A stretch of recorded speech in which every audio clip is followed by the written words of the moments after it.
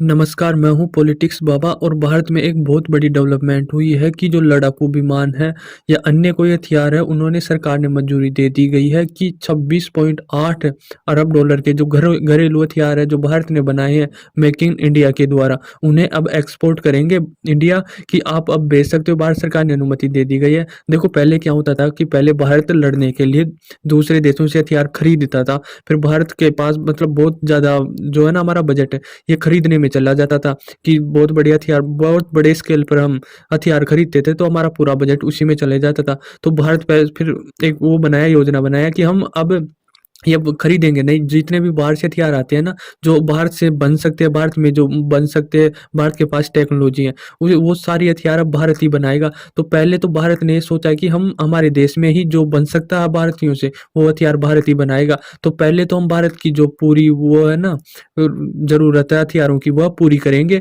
उसके बाद में मतलब अब पहले तो खरीदता था भारत किसी से, फिर भारत खुद बनाने लगा। अब बनाने के बाद जो हमारी पूरी हो गई, जो ज़रूरतें थी भारत हथियारों की, वह पूरी होने के बाद में अब भारत एक्सपोर्ट करने की सोच रहा है कि हम एक्सपोर्ट करेंगे। नई दिल्ली में 30 नवंबर को ये अनाउंस होता है कि हम जो भारतीय रुपए हैं, जिनके 2 पॉइंट मतलब 2.2 ट्रिलियन रुपए के जो हथियार हैं, हम एक्सपोर्ट करेंगे, दूसरी कंट्रियों को बेचेंगे। ये मंजूरी दे दी गई है भारत सरकार द्वारा और ये बहुत बड़ा कदम है और भारत की बहुत बड़ी जीत है कि कहाँ भारत हथियार खरीदता था दूसरे देशों से और आज भारत एक्सपोर्ट कर रहा है। तो कहीं न कहीं ये बहुत बड़ी डेवलपमेंट है भारत के लिए और भारत सरकार का अहम रोल है इसमें।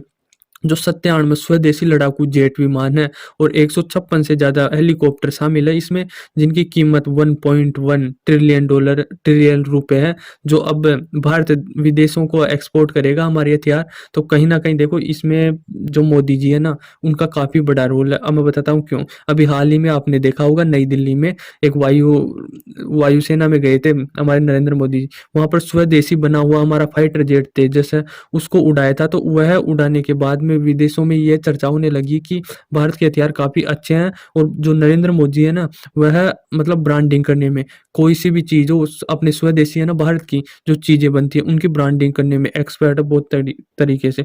मोदी जी वायुसेना में गए और हमारे जो विमान है उनको दुनिया को दिखाने के लिए नरेंद्र मोदी जी खुद उस विमान में उड़ते हैं और फ्लाई करते हैं और फ्लाई करके दुनिया को ये संदेश देते हैं कि अब भारत खुद स्वदेशी फाइटर जेट बना रहा है और इतनी बेहतरीन फाइटर जेट है जो हमारे देश का सब उच्चतम पद है ना, नरेंद्र मोदी प्रधानमंत्री जी वह भी उड़ाते हैं। तो देखो यह तो बताता है नरेंद्र मोदी की मेंटली और जो ब्रांडिंग करने का तरीका बहुत खतरनाक तरीका है, जिससे हमारे देश जीडीपी में काफ़ी असर आएगा और जो कहाँ हम खरीदते थे आज हम बेच रहे हैं। तो ये तो फर्क आ गया इसका। और जो make in India Narendra Modi ji ने चलाई है, भारत सरकार ने चलाई है मेक इन इंडिया, इससे काफ़ी ज़्यादा फायदा हुआ है। क्या फ़ायदा हुआ है कि जो हथियार हमारे जो बन सकते थे भारत में, वो भारत बना रहा है और दूसरे देशों को भी बेच रहा है। अभी ब्रह्मोस की भी डील डील पे मतलब कई देश वो लगा रखे, भाई हमको दीजिए ब्रह्मोस भी। तो ब्रह्मोस की भी काफ़ी ज़्यादा डिमांड है और इन कई हथियारों की बहुत ज़्यादा डिमांड है। वियतनाम भी बोल रहा है कि हमको ये हथियार दो, हमको ये हथियार दो।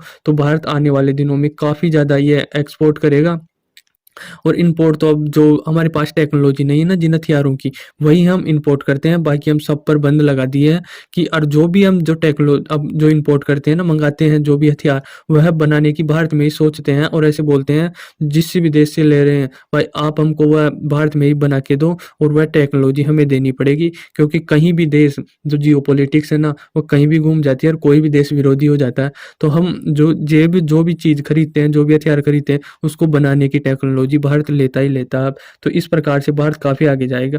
तीसरी बात ये है कि भारत अब आगे बढ़ने में स्पेस सेक्टर में भी काफ़ी आगे निकल गया है।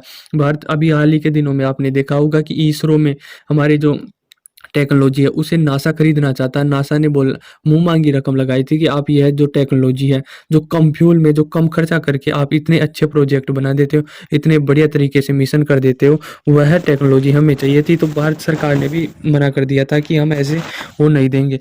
तो आप देख सकते हो कि स्पेस सेक्टर में भी भारत काफ़ी आगे निकल रहा है और जो वो है ना मतलब आप ये देख लो, जियोपॉलिटिक्स में नरेंद्र मोदी से अच्छा कोई नेता नहीं है, और जो उनकी पहचान है ना वर्ल्ड लेवल पे, वो सबसे अच्छा नेता है, सबसे बढ़िया नेता है। मैं ये कोई जियोपॉलिटिक्स नहीं कर रहे, कोई कांग्रेस बीजेपी नहीं कर रहे, एक देश के प्रधानमंत्री और अपने भारत के प्रधानमंत्री के बारे में बता रहा हूँ कि कितने अच्छे से मैनेज करते हैं, कितने अच्छे से ब्रांडिंग करते हैं।